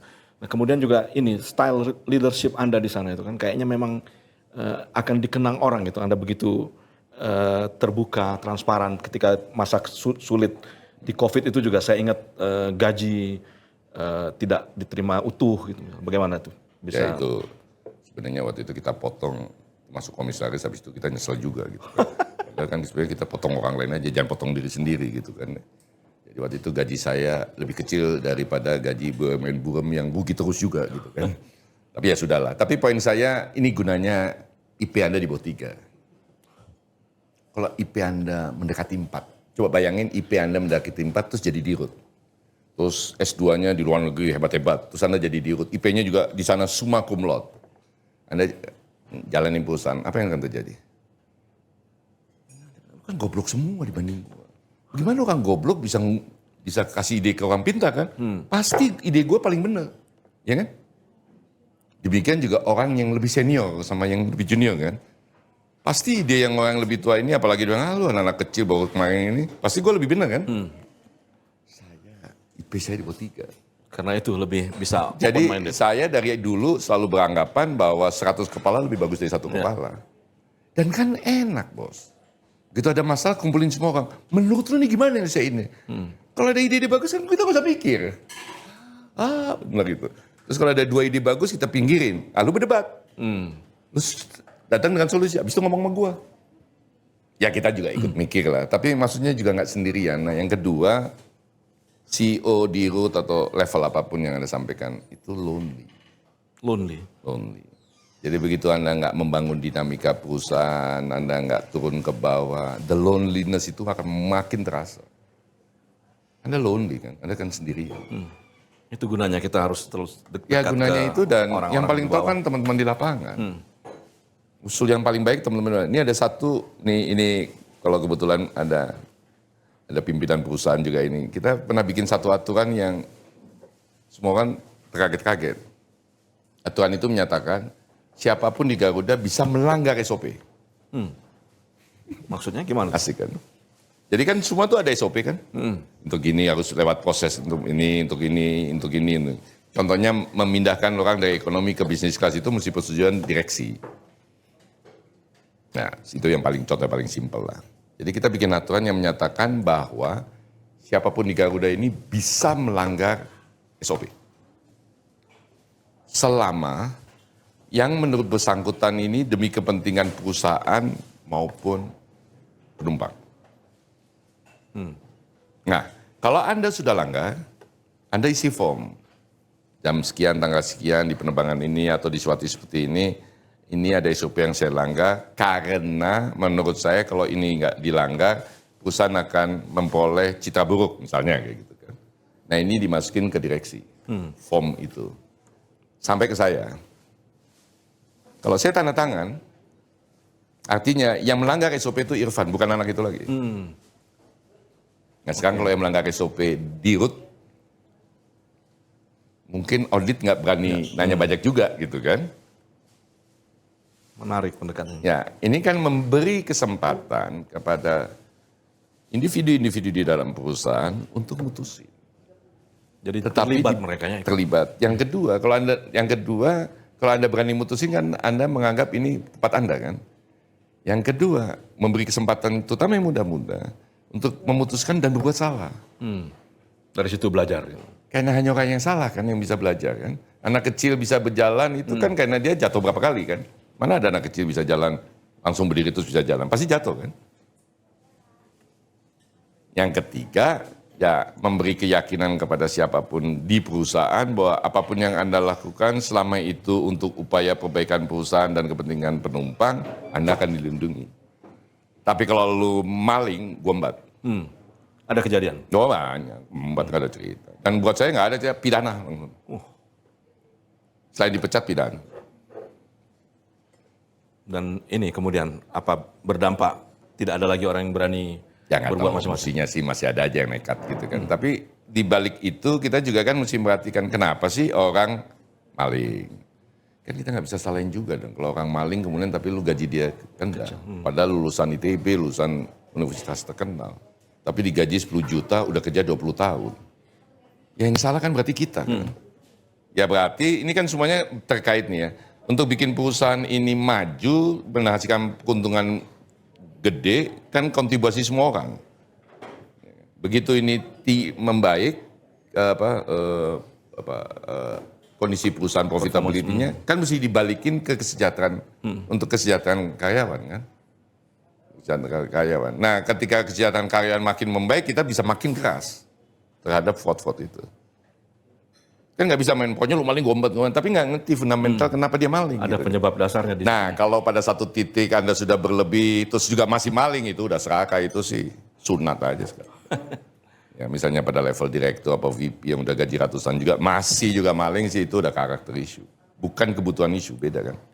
Dan tadi keberadaan Anda selama 2020 awal sampai 2024 akhir itu ya, memang betul-betul bisa membalikkan situasi perusahaan ya, jadi yang tadinya merugi kemudian bisa membukukan laba sampai sekian juta.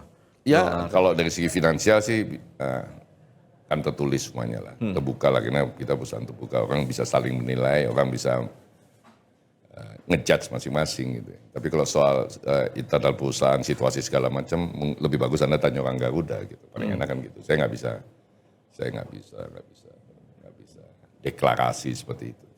Makanya Tapi memang salah satu yang kita lakukan pada waktu itu adalah memberi kesempatan luas. Jadi kita terima manajemen trainee waktu itu 100 orang yang daftar 30.000. Kaget-kaget juga kita 30.000. Tapi ternyata baru ketahuan kenapa 30.000. Karena Garuda mungkin satu-satunya BUMN yang tidak mensyaratkan IP. Karena banyak yang di bawah 3 seperti saya, mungkin saya main-main agak. Tapi kan banyak orang yang di bawah 3 itu. IP-nya di bawah 3 itu, karena memang dia berhadapan dengan kondisi-kondisi yang dia nggak bisa fokus. Bukan cari alasan ya. ya. Saya malah khawatir mereka yang IP-nya 4. Kalau IP 4 itu kan artinya apa? Anda nggak punya isu soal duit. Iya kan? Anda nggak punya isu soal alat transportasi. Anda nggak punya isu soal tempat tinggal. Anda nggak punya isu soal makan. Kayaknya nggak perlu dibikin, duit selalu ada, tempat tinggal selalu nyaman, transportasi selalu ada, ide diantar jemput atau dikasih mobil atau apa gitu kan, atau rumahnya deket. Yang ketiga mau makan apa aja ada. Yang keempat, yang kelima, nggak pernah diputus sama pacar. Pasti nggak pernah diputus. Jadi kurang Karena tertantang pacarnya nih. juga pintar. Ini anak orang kaya, semuanya terjamin dan pasti gagah gitu. IP 4. Coba anak-anak yang IP 4 ini hadapin satu persoalan. IP di bawah 3 tuh udah dari kuliah ngadepin persoalan terus. Kenyang, udah kenyang Udah, makan ya. asam garam, ya benar.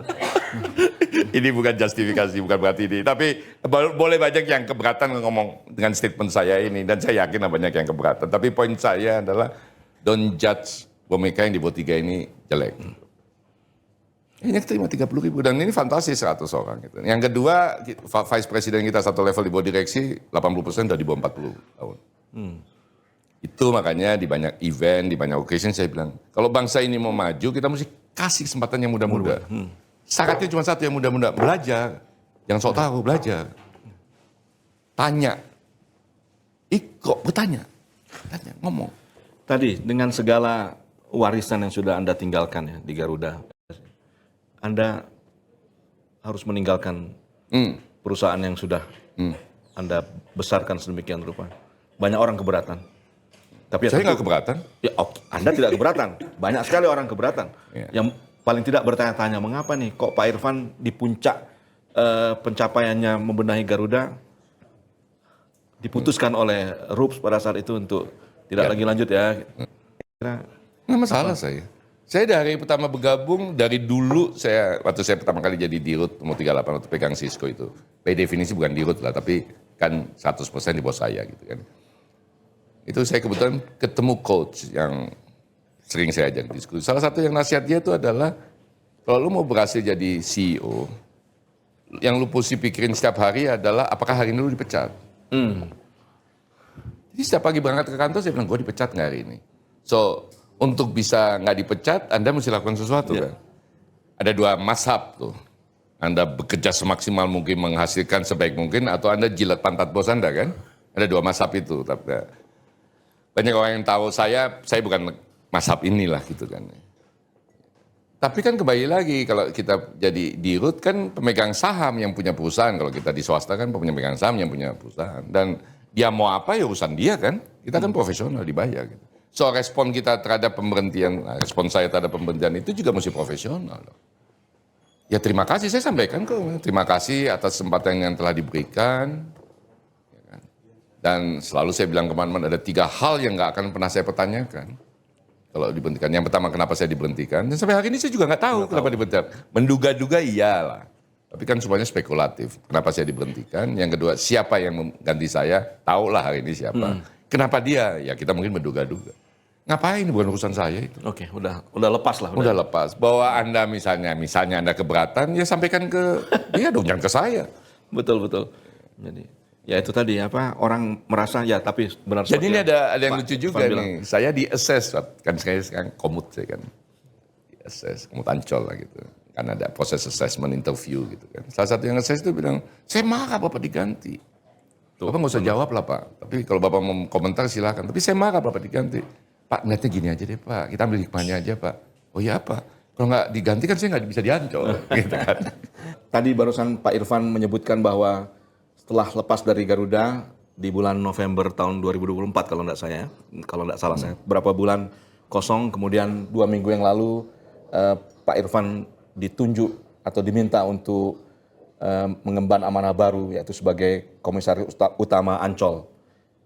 Jadi semakin berwarna-warni nih hidup Anda dari mulai dari bank, kemudian pindah ke telekomunikasi, ke pertambangan, kemudian ke industri aviasi, dan sekarang ke Ancol yang erat kaitannya dengan hiburan ya. Mengapa bisa ke sini? Ya, diskusi-diskusi sama pemegang saham, terus kayaknya diminta di situ. Apa yang sudah terbayangkan di benak Anda untuk bisa dikontribusikan juga ketika dapat amanah ini? Inilah, Anda bertanya sama CEO yang masabnya nggak umum. Memang kalau ada sama CEO-CEO yang hebat-hebat itu, oh saya punya strategi, saya mau ubah visi, saya mau ubah misi. Anda tahulah saya. Jadi yang pertanyaan saya paling mengganggu, misalnya soal Ancol, dan saya sampaikan kemarin udah ketemu gitu adalah, saya tanya Pak sama teman-teman saya, lu terakhir Ancol kapan? 15 tahun yang lalu. Iya kan? Oh, saya juga kayaknya sekitar segitu. Igun terakhir kapan Ancol? Ya sekitar 10 tahunan ada kan?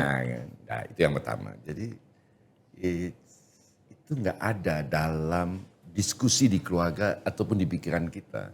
Untuk misalkan menghabiskan waktu liburan Sabtu Minggu atau itu nggak ada nama Ancol lagi. Kita mungkin masih ke Bandung, ke ITB gitu kan. Oh nginep di sini, oh yang punya banyak ini, ke Eropa atau ke ini gini segala macam. Ancol. Dan saya tes di keluarga sebelum mereka pada tahu saya di Ancol. Kemudian kita makan malam, anak cucu lah. Nanti besok minggu ke Ancol semua. Ngapain? Semua pada begitu kan. Ancol ada apa? Nggak tahu, mudah-mudahan kehadiran saya di sana bersama teman-teman komisaris, ada Cak Lontong. Ada Cak Lontong ya. Ada Pak Cak Lontong Sutioso dan Pak Sutioso ya. sebagai komisaris. Mudah-mudahan ya, nggak dalam waktu yang terlalu lama Ancol masuk dalam list teman-teman di Jakarta untuk dikunjungi, jadi konsideran. Amin. Nggak perlu setiap minggu, nggak perlu setiap bulan tapi ini. Yang kedua, ya artinya kalau udah begitu kan kita mesti mikirin apa yang membuat orang datang. Kan kita nggak bisa mengandalkan pemerintah, BUMD, kemudian mewajibkan Anda. Apa sih kayaknya yang membuat Anda mau datang ke sana kan? Nah itu saya belum tahu juga jawabannya. Yang kedua memang ini cukup menarik dan terus terang agak jarang dibicarakan. Dulu pernah saya bicarakan tapi dilepeh. BUMD itu kan sebenarnya punyanya pemerintah daerah. BUMN punya negara kan. Betul. Kenapa sih selama ini selalu yang dijadikan KPI utamanya adalah profitability? Kenapa? Ya memang ketahuan kalau profitnya bagus, dividennya tinggi kan? Kalau BUMN ini gini nih, sebelum Danantara ada ya, zaman-zaman dulu sekali. Jadi kalau kita untung, kita dividennya kita kasih ke negara. Negara dividennya itu masuk ke APBN kan? Padahal kita kan semua tahu di komponen APBN itu ada satu area yang income kan, itu pajak. Dulu saya pernah diskusi itu, itu kan it goes without saying, udah tanggung jawab Anda gitu kan. Nah problemnya mungkin banyak orang berpikiran adalah bahwa pajak yang di-generate oleh Garuda misalnya kan adalah pajak pembelian, pajak PPN gitu segala macam. Pajak yang kalau penumpang naik dibayar itu it goes without saying. Padahal itu kan gede ke atas kan. Demikian juga BUMD. Kayak seperti Ancol. Artinya Ancol mesti make profit. Tapi bagaimana kita mulai mencoba mengedukasi, menjelaskan banyak orang bahwa BUMD itu juga mesti bikin sebuah situasi di mana terjadi transaksi yang mengenerate pajak. Karena itulah income pemerintah kan. Nah kebetulan kalau di Pemda itu ada namanya PB1. Ini baru belajar juga. Jadi kalau Anda makan di restoran begini tuh ada pajak. Pajak itu PB1. PB1 itu masuk ke daerah. Ya. Yang ke pusat tuh PPN. Artinya kalau teman-teman di Ancol, manajemen dan komisaris sekarang itu bisa meningkatkan transaksi sebanyak mungkin di Ancol, PB1-nya meningkat kan? PB1-nya kemana? Ke Pemda kan? Masuk ke Pemda. PAD-nya Pemda naik kan? Nah, terserah Pak Gubernur, kemudian PAD-nya mau diapain kan gitu kan? Tapi bukankah tanggung jawab kita bukan cuma meningkatkan revenue, tetapi meningkatkan PAD kan? Pajak. Dalam bentuk pajak. Demikian juga seperti BUMN sekarang. Saya dulu pernah diskusi dan kemudian saya nggak mau terusin kayak waktu di Garuda gitu kan. Pak, kita terbang, ongkos muncul udah kan. Terus karena kondisi tertentu saya harus jual tiket agak sekian. Tiket mahalnya Garuda agak sekian. Kalau yang isi cuma 20 penumpang, kan cuma 20 orang yang beli. Pajaknya Anda cuma dapat dari 20 orang. Kan? Sekarang kalau kita turunin harga, terus isi 150, saya kan dapatnya dari 150 orang kan. Tapi saya nggak akan lakukan itu kalau kontribusi pajak saya tidak dihargai. Karena kalau kontribusi pajak saya tingkatin, mungkin profit saya turun. Benar nggak? Betul. Nah kalau ini dua di balance, kan menarik. Nah sekarang mungkin semua lagi kepusingan karena pendapatan pajak berkurang. Tapi kan sekarang posisi Anda sebagai komut, yang kita tahu peran komut itu lebih sebagai pengawas ya, peran sebagai pengawas. Bagaimana Anda bisa menjamin bahwa ide-ide tadi yang sudah Anda sebutkan ini benar-benar bisa diterima dan kemudian diimplementasikan sehingga berbuah tadi? Tugas komisaris itu cuma dua, mengawasi dan menasihati. Betul. Banyak orang yang kepingin sekali jadi di komisaris di banyak tempat, apalagi yang dapat honornya gede, karena menasihati dan mengawasi. Saya itu selama ini mengeksekusi kan. Betul. Jadi waktu ketemu dengan teman-teman di Ancol, saya bilang kita sepakat dulu ya satu hal ya. Tugas saya dan Pak Sutioso dan Cak Lontong ini menasihati dan mengawasi. Sambil ngingetin Pak Sutioso dan Cak Lontong, tugas kita mengawasi dan menasihati. Kita nggak boleh masuk ke dalam. Itu yang pertama. Yang kedua, interaksi kita dengan manajemen itu lewat dirut.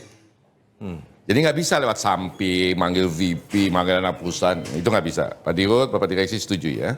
Nah, tapi untuk memaksimalkan pengawasan dan nasihat kita tentu saja akan sering melakukan diskusi, datang ke lapangan, mengusulkan segala macam. Kita bisa sepakat nggak Pak Dirut dan Pak Direksi? Setiap kali kita mau datang, setiap kali kita mau ketemu, setiap kali kita berinteraksi, saya dan teman-teman komisaris memberitahu Bapak. Dari beliau sendiri, Pak Winarto itu bilang jangan usah minta persetujuan lah, kasih tahu aja. Karena apa? Karena kalau minta izin kan susah saya. Tadinya saya sebenarnya bilangnya begini, saya WhatsApp Anda jawab nggak jawab, saya assume izin. Gitu kan. Tapi, nah itu kita mesti set ground rule-nya dulu gitu kan. Karena yang saya nggak mau itu ada dusta di antara kita. Tapi saya bilang kalau Bapak menyuruh saya cuma datang sebulan sekali duduk di rapat komisaris, you miss my experience. Oh ternyata semua terbuka, ya kita tinggal cari cara. Cuman saya dan teman-teman komisaris dan saya juga sarankan mereka yang jadi komisaris itu ada batas. Ya. Ada batas yang kita mesti respect. Ya kan? Tapi juga Anda juga jangan cuma duduk manis terus tanda tangan aja setiap rapat komisaris. Ya. Karena nanti suatu hari akan ada masalah, Anda suka nggak suka kan juga mesti ikut tanggung jawab, at least morally. Kami kan mewakili pemegang saham, walaupun saya komisaris independen kan, tapi kan Cak Lontong mewakili Pemda, Pak Sutioso mewakili Pembangunan Jaya. Kita kan at the end of the day satu kumpulannya mewakili pemegang saham. Kepentingan pemegang saham itu kan harus direpresentasikan oleh kita. Ya kalau kemudian manajemen nggak nurut, ya salah satunya kan usulan kita ke pemegang saham diganti. Bisa juga lewat saluran itu ya. Ya kan selalu begitu ya. Jangan diojok-ojok setiap hari, setiap minggu, tapi Anda nggak kasih saran yang benar ke pemegang saham. Ya kasih ruang dong direksi. Dan saya cukup yakin lah dalam berjalannya waktu mudah-mudahan bisa membaik. Baik, kita sudah hampir menuju ke ujung dari acara podcast kita ini, tidak terasa. Tapi sebelum ini akan kita sudahi, kami akan mengundang kawan-kawan yang hadir di sini untuk menanyakan kepada Pak Irfan satu penanya saja. Barangkali ada hal yang masih penasaran ingin diketahui dari apa yang sudah disampaikan oleh Pak Irfan ini. Silakan. Tes. Pertama-tama saya juga satu nasib ya, IP di bawah 3, lalu tamatnya di atas 7 tahun. Waduh. Jadi itu satu. Tetapi saya persis apa yang disampaikan tadi Pak Irfan ya. Yang saya ingin tanyakan sebetulnya ini berkaitan dengan apa yang saya sekarang menjadi difabel. Jadi saya belum pernah naik Garuda menggunakan ini karena kursi roda saya itu mesti khusus ya. Nah jadi dan itu begitu penerimaan di beberapa airlines itu seperti ngangkut barang, jadi saya mundur untuk naik. Itu satu. Yang kedua dengan karir baru Pak Irfan, saya sebetulnya hampir setiap minggu tuh keliling ke tempat wisata, termasuk ke Ancol. Jadi saya sering sekali ke Ancol kemana-mana. Hanya satu yang ingin saya cek, apakah dia bisa akses. Yang kedua, ketika kita menanyakan, itu diperlakukan secara manusiawi. Jadi umumnya misalnya hotel, kita ini ditempatkan seperti diangkut kayak lift barang dari belakang gitu. Jadi kan itu menurut saya ini mudah-mudahan itu salah satu perbaikan karena dengan begitu saya bisa bilang Ancol itu adalah kawasan yang ramah difabel dan lansia. Terima kasih untuk pertanyaannya. Silakan. Iya, jadi itu benar ya, itu benar. Jadi kita beberapa kali di Garuda tuh sempat diskusi how to handle difabel gitu. Benar seperti Anda bilang juga adalah memberikan perhatian spesial juga nggak benar juga kan. Saya sempat sampaikan ya, mari kita perlakukan secara pantas gitu. Nah, berdefinisi pantas ini kan agak sulit gitu kan. Nah, ada dua hal yang saya ingin sampaikan. Yang pertama itu adalah kita memang waktu itu sempat melakukan kerjasama dengan difabel tapi yang tunarungu. Jadi mohon maaf nih Pak Farhan, tunarungu itu buat kita waktu kita diskusi itu adalah how to handle. Tapi physically tidak ada hambatan kan. Untuk dia duduk, untuk dia membaca, cuman dia mungkin nggak bisa dengar, dia nggak bisa ngomong. Nah ini perlu atensi khusus gitu. Kita waktu itu sempat pikirin, saya akhirnya nggak tahu nih kelanjutannya gimana. Bahwa di setiap penerbangan ada yang mesti ahli handle tunarungu gitu kan ya. Tapi memang buat mereka yang difabel dengan kursi roda, ini memang nggak ada pilihan terlalu banyak buat kita. Karena apa? Ketika kursi itu dirubah-rubah, masalah besar. Kenapa? Jadi kursi pesawat itu bukan kursi aja, di dalamnya tuh ada kabel buat TV, sekarang ada charger, ada wifi segala macam, dan itu nyambung-menyambung gitu loh. Jadi kalau satu kursi diangkat itu ceritanya agak panjang, prosesnya nggak gampang gitu kan. Satu-satunya cara kita menghandle difabel itu dengan dua dulu. Jadi arti yang pertama adalah kita punya sebenarnya kursi roda yang muat untuk di dalam lorong. Ya. Tetapi akhirnya persoalannya adalah ketika yang bersangkutan tetap nggak bisa berdiri untuk bergerak, nggak ada pilihan lain kecuali digendong. Ya kan? Itu yang kita lakukan sehari-hari gitu loh. Jadi kita sama sekali tidak menutup mata, tidak tapi itu satu-satunya yang kita lakukan. Untuk mempermudah kita taruh di depan. Biasanya begitu, ya kan? Itu yang menarik. Buat mereka yang sebenarnya bukan difabel tapi pakai kursi roda masih bisa jalan tapi terlalu lelah, untuk bisa berjalan jauh itu biasanya sampai pintu masuk pesawat, habis itu kita tuntun lah gitu. Yang cukup menarik saya ngelihat yang difabel yang kursi rodaan itu waktu haji. Saya pernah setahun yang lalu tuh ke Solo, pemberangkatan pertama kali haji dari Garuda itu salah satunya Solo. Itu menakjubkan juga gitu loh. Karena yang pergi haji itu banyak yang lansia, yang kursi rodaan gitu kan. Jadi itu ada sekelompok kumpulan orang yang kerjanya, dan waktu itu di Solo nggak ada kata ya. Jadi gendong sampai ke atas, kagum juga saya ngeliat mereka gitu kan. Jadi Om Farhan, kalau khusus buat di dalam pesawat, sebenarnya penanganannya udah standar. Untuk mempermudah cara penanganannya, Anda mesti kasih tahu bahwa saya punya keterbatasan begini. Itu automatically dapat nomor tempat duduk paling depan. Itu normal. Kalau kemudian terjadi sesuatu ya pasti ada salah somehow somewhere gitu kan. Tapi mestinya duduk paling depan terus begitu sehingga pakai kursi roda yang kecilnya itu sedikit gitu.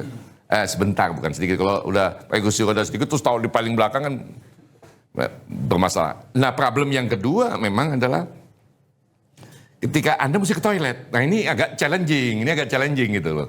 Jadi ya memang airnya nggak sempurna, tapi kalau yang berkursi roda itu udah standar sebenarnya kalau di Garuda. Standar prosedur, nggak tahu kalau yang di tempat yang lain ya. Yang kedua, memang kalau misalnya situasi khusus, itu ada cara memasukkan mereka yang berkursi roda. Ya, yang berkursi roda itu lewat pintu beda, tapi bukan belakang, depan. Itu pintu yang sama yang dipakai oleh para catering, itu sebelah kanan, bukan sebelah kiri, sebelah kanan depan gitu kan. Saya berapa kali jemput teman-teman yang itu dilewatin sebelah kanan, karena kebetulan kursi roda terus langsung masuk ambulans. Ya kan, jadi itu ada semuanya. Yang kita waktu itu kesulit, yang kita waktu itu masih sama-sama sangat bingung adalah mereka yang saya nggak tahu klasifikasi, yang buta ya. Nah, Ancol masih seminggu kasih waktu pelajarin dulu, ya kan. Tapi mestinya Pak Gubernur kan kemarin sudah mencanangkan kan.